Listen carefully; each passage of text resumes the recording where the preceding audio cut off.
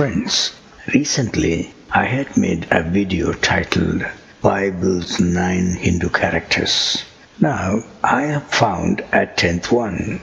This is a big discovery to me because, according to the Bible, after the flood of Noah, it was the descendants of his 3 sons that replenished the entire earth.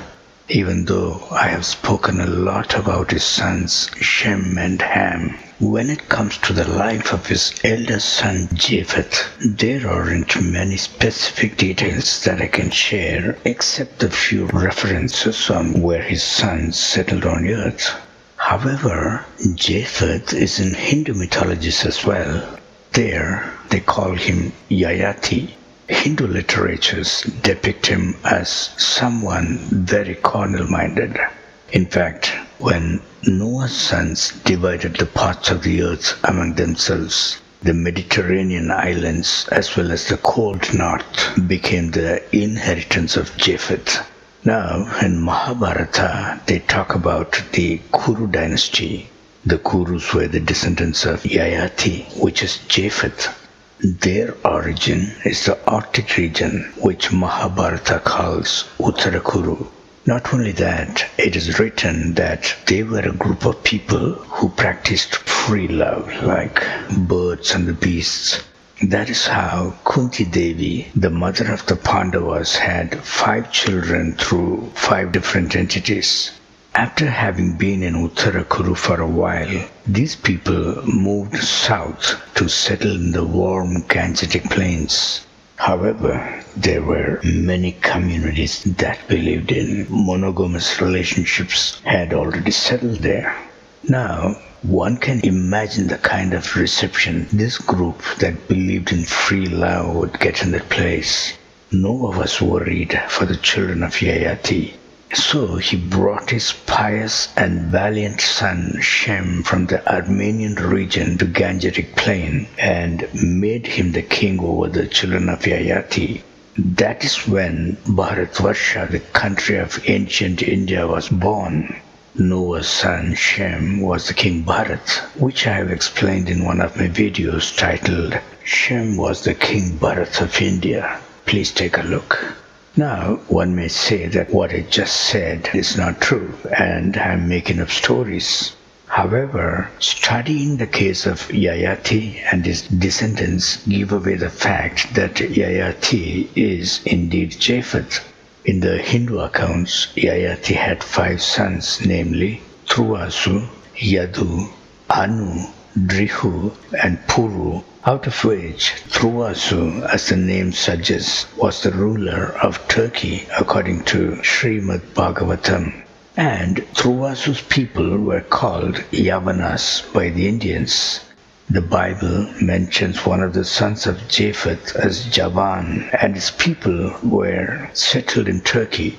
I believe that Javan is the same Truvasu, his people being Yavanas. And again, according to Srimad Bhagavatam, some people of Truvasu crossed the Aegean Sea and settled in Greece. Indians call them Milechas. These 2 groups, Yavanas and Milechas, were well known all over India for millennia because of their trade ties with India. Apart from that, there were other sons of Yayati, namely Anu and Drihu, whose descendants are found all the way beyond Greece up to Albania. Now, you may wonder how it all happened. Do you remember that Noah put together Shem and his people with the Yayati's people? Shem's people are the Aryans because they had come from the Armenian region. They are also the Semitic, Shem being their progenitor. In India, they are called the Brahmins because they deified Noah in the form of Brahma and worshipped him. In Vedas, they were called the Bharatas as well because Bharat was a title of Shem, meaning a blazing fire. Well, these people of Shem called Bharatas had disagreements with the children of Yayati, who were the Purus, who called themselves later the Kurus. The Bharata group called itself Suryavansh. meaning the sun's lineage. And Yayati's people call themselves the Chandravansh, meaning the moon's lineage. They fought battles. There are 3 of them mentioned in Rig Veda, namely the Battle of Haryupia, which took place in Haryana, Dasarajanya War in Punjab, and the Battle of Varsagira in Afghanistan. In all these wars, some sons of Japheth, that is, sons of Yayati, were moving more and more toward the west and ended up spreading all the way to Albania. Today, when we look at the names of their progenitors, they are the twisted forms of the names we find in Rig Veda. And their movement out of ancient India also is the reason for the formation of the Indo-European languages, because long time ago they lived in India speaking a common language before they moved to the West.